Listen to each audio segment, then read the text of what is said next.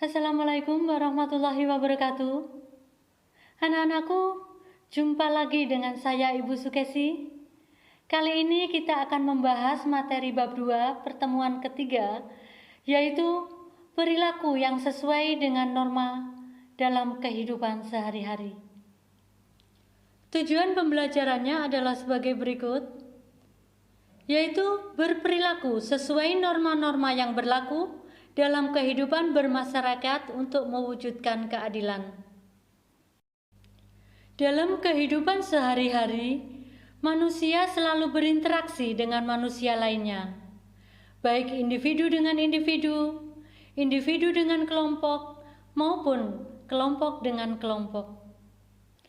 Dalam lingkungan bermasyarakat tentunya harus ada pembatas perilaku-perilaku, agar masyarakat itu mempunyai pedoman tingkah laku atau batasan atas perilaku yang dilakukannya, baik perilaku di lingkungan keluarga, sekolah, masyarakat, maupun perilaku di lingkungan berbangsa dan bernegara.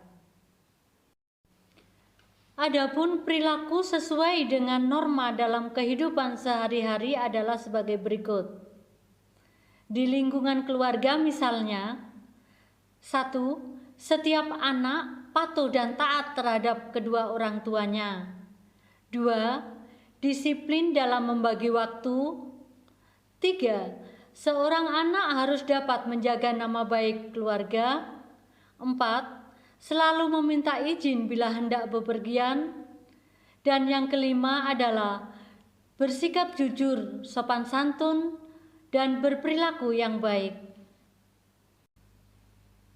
Berikutnya di lingkungan sekolah. Contoh sikap patuh terhadap peraturan di sekolah antara lain: 1. Datang dan pulang sekolah tepat waktu. 2. Memakai baju seragam yang telah ditentukan. 3. Mentaati peraturan tata tertib sekolah. 4. Menjaga nama baik sekolah. 5. Mengikuti kegiatan belajar mengajar dengan baik. 6. Menjaga kebersihan sekolah. Adapun contoh sikap positif terhadap norma di lingkungan masyarakat antara lain: 1.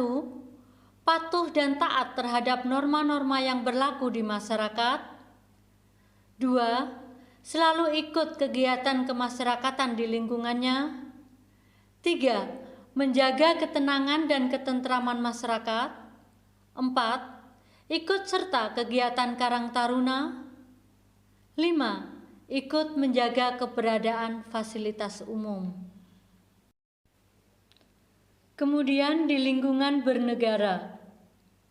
Contoh sikap positif terhadap norma dalam kehidupan bernegara adalah: 1. Mematuhi peraturan atau hukum yang berlaku. 2. Membayar pajak tepat waktu. 3. Berpartisipasi dalam program pemerintah untuk pembangunan nasional. 4. Ikut serta dalam pembelaan negara, dan lain-lain. Kehidupan dalam masyarakat tidak akan berjalan secara selaras dan harmonis apabila masyarakat tidak mentaati norma-norma yang berlaku. Ketaatan adalah sikap patuh terhadap peraturan yang berlaku.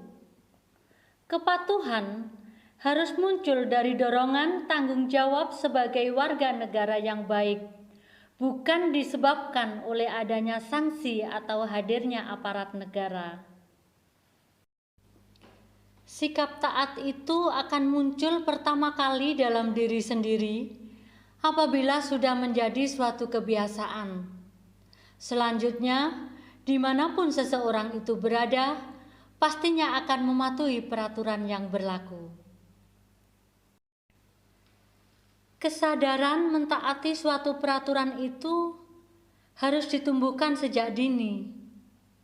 Untuk itu, kita harus menyadari pentingnya membina sikap dan budaya sebagai berikut.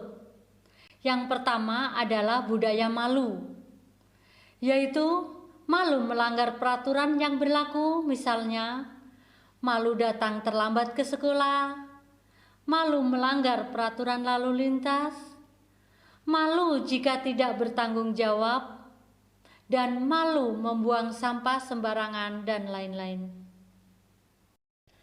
Selanjutnya, membina sikap budaya tertib, yaitu membiasakan bersikap tertib dimanapun berada. Misalnya, tertib dalam berlalu lintas, tertib dalam antrian, tertib saat berada di kendaraan umum, tertib dalam mengikuti upacara di sekolah, dan lain-lain. Yang ketiga adalah mengembangkan budaya bersih, yaitu sikap untuk berkata dan berperilaku jujur dan bersih dari tindakan-tindakan kotor. Misalnya, tidak mencontek saat ujian, kemudian tidak korupsi, kolusi, dan nepotisme, dan lain-lain. Anak-anakku, apa sebenarnya penyebab kesadaran masyarakat terhadap kepatuhan pada norma itu masih rendah? Hal ini disebabkan oleh 1. Faktor pribadi, yaitu sifat dan karakter dari diri sendiri yang belum memiliki kesadaran untuk patuh terhadap aturan. Yang kedua, faktor lingkungan, yaitu pengaruh lingkungan kehidupan, baik lingkungan keluarga atau masyarakat yang belum memberikan daya dukung terhadap pembentukan watak patuh terhadap aturan. Adapun penetapan norma di masyarakat itu ada yang ditentukan oleh ketua adat atau tokoh yang berpengaruh di masyarakat. Ada pula yang ditentukan melalui kesepakatan bersama atau konsensus, baik melalui musyawarah atau pemungutan suara. Anak-anakku, suatu norma dalam masyarakat untuk menjadi peraturan yang nyata harus melalui proses sosialisasi, yaitu aturan itu harus diketahui masyarakat melalui pemberitaan di media massa, penyuluhan atau penyebaran informasi. Selanjutnya, aturan akan diketahui masyarakat dan masyarakat akan mematuhi aturan tersebut. Anak-anakku, sekian pembelajaran hari ini, semoga bermanfaat.